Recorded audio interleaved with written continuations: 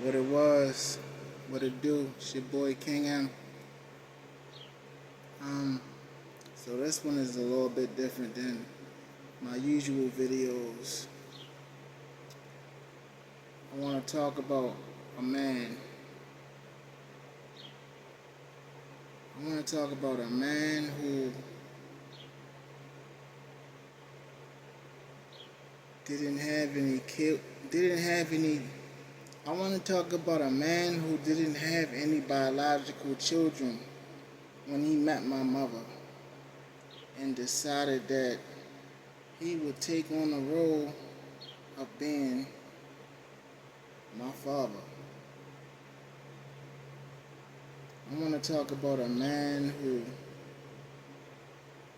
always went to work. I want to talk about a man who showed me that if a man didn't do anything else, he made sure that he provided for his family.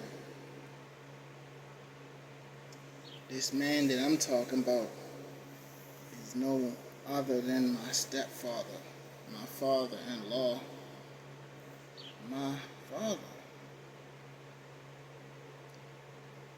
My whole life, I always went against what he wanted from me because I didn't understand at the time. I didn't get that he was just trying to show me what was the right thing for me to do. And he was just trying to prepare me for when I got of age and was out here on my own. I didn't fully understand that. And I was so worried about my biological dad that I wasn't trying to hear nothing that he had to say. And it's just messed up because, our relationship was misunderstood.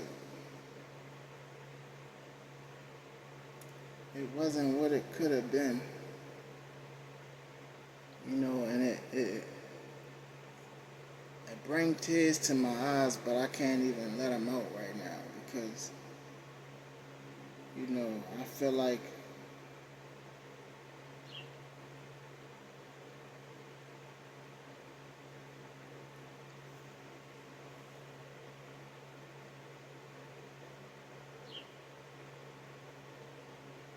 feel like I still got a lot of character defects I gotta work on. And I know this to be true because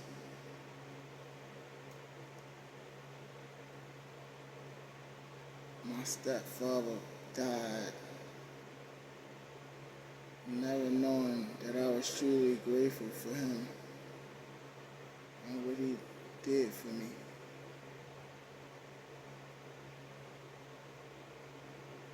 I want to say again, and I want to put this on the record, that I forgive you. I forgive you, Melvin. I forgive you for making me feel mistreated, misunderstood, and unwanted. I forgive you for not understanding what it's like for a little boy to know that you're not his real father, but want to be in his life. I knew you wasn't my dad from the jump, but I still embraced you. You wanted to be more, but I wouldn't let you. So you decided that you was just going to treat me any old kind of way and worry about my little brother And then when my baby brother came along, your son, that's when you decided that you was going full daddy them too, but just treat me as such. And I'm not mad about it because I'm still thriving and still surviving. Look at me now. I got a 3-year-old daughter that is oh so amazing. And I'm so grateful that Allah gave me the chance to have that baby so that you could be a part of her life and know that the one person that you counted out created something that is so priceless that you can't do nothing but love. And every time you look at that little girl, you see me. Every time you look at her, you see me. She is a spitting image of me. And in so many words, that was my payback. Yes, it was. I'm going to be honest. My daughter. Because I always said to myself, you're going to have to love her like you didn't love me. And you ain't going to have no other choice but to do it. Because she's not going to permit nothing else. When you look at her, you're going to see you're not going to be able to do nothing but love her. Not to mention that my mother not having it no other way. And that's what he did. And I thanked him for that on his burial date. I thanked him for that. I gave him thanks.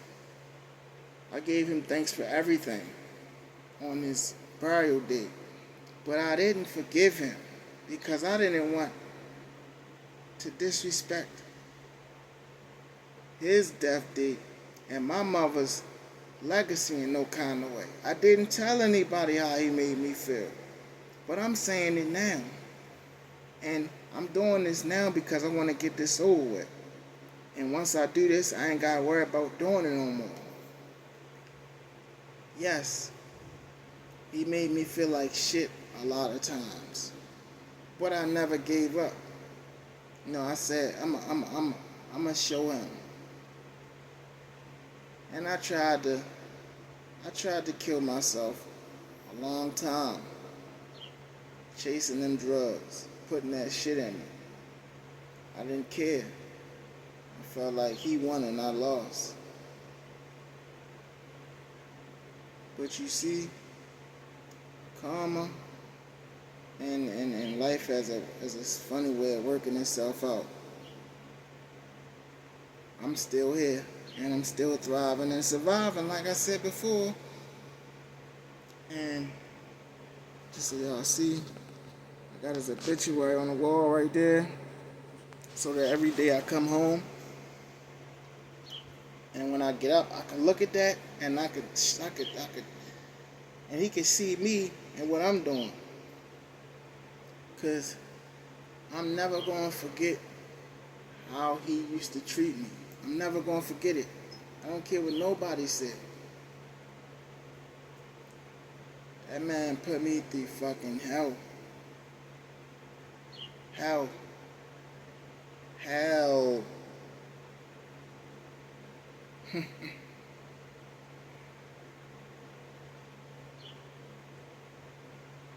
It's crazy because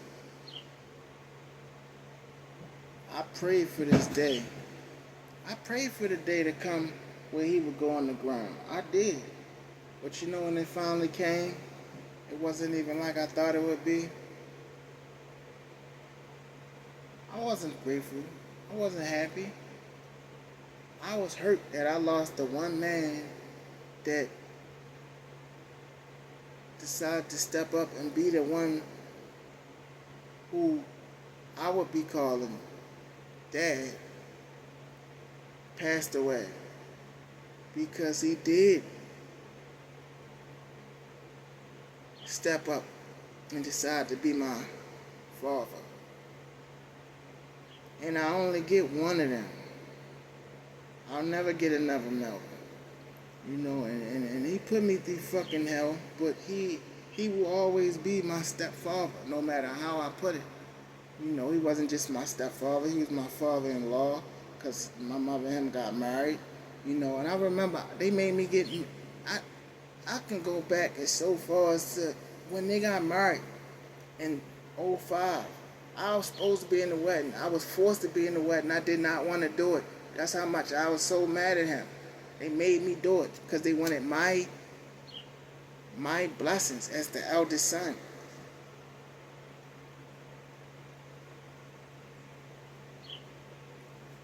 You know, it's crazy.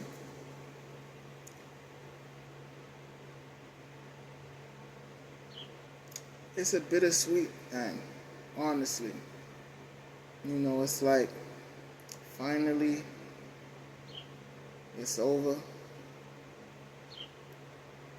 because him having this cancer was just a thorn in everyone's side, not knowing when it's going to be over. Him having these scares keep getting better than getting worse, and it's like, man, let's just get this shit over with. Honestly, that's how I felt because I knew that it was bothering my mother.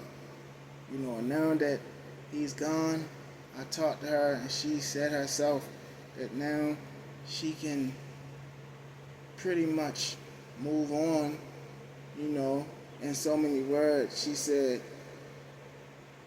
we're going to see what God has next for me, quote unquote. My mother is a soldier, a survivor.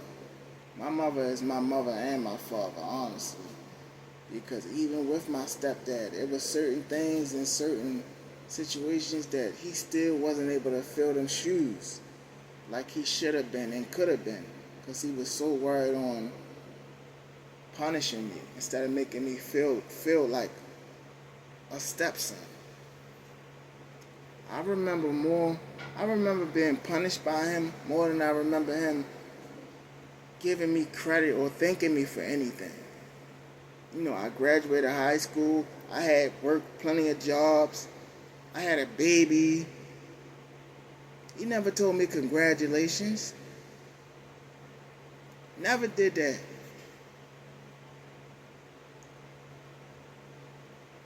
I'm saying, I remember one time he tried to I guess make peace with me one year. I forgot what we was living on Cordelia. It's probably around like 10 years ago. Because he wasn't sick like he was now. He was still drinking. He didn't even know how to approach me. He didn't know what I liked or none of that. He offered me a drink.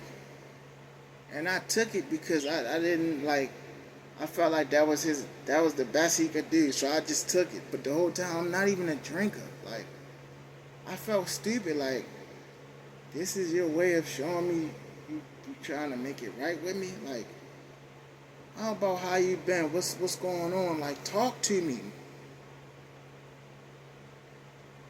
You always tried to go through my mother instead of coming to me directly. Man, I don't know. I just know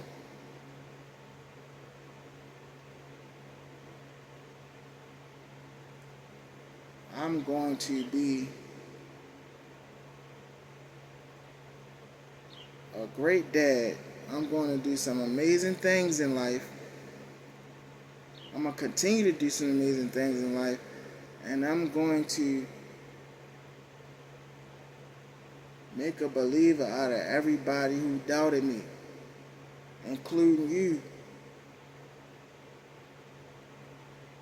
Man, like, comment, subscribe, share. It's real over here. Made soldiers, we do everything from the heart.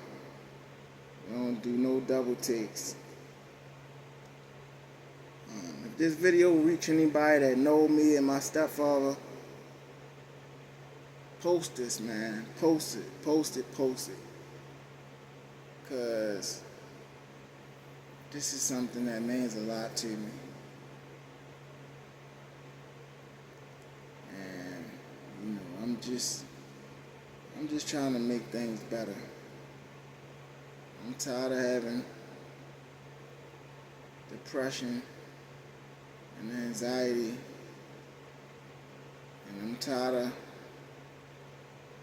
having these negative thoughts about things that I could have changed. So I'm trying to make things better right now. It's your boy King, and I'm out. Um, yeah, like I said, so this is it, Melvin. Once again, thank you for giving my grand. Thank you for giving my daughter the granddaddy experience that she would have never had. Also, I forgive you. I forgive you. I forgive you. And I'm going to keep on being who I am. And I ain't going to let nobody ever change that or make me feel any other way than how I should feel. I don't care who you are. You couldn't change that, and nobody else will ever be able to change that. And that's just what it is. I love me, and I'm going to always love me. I'm out.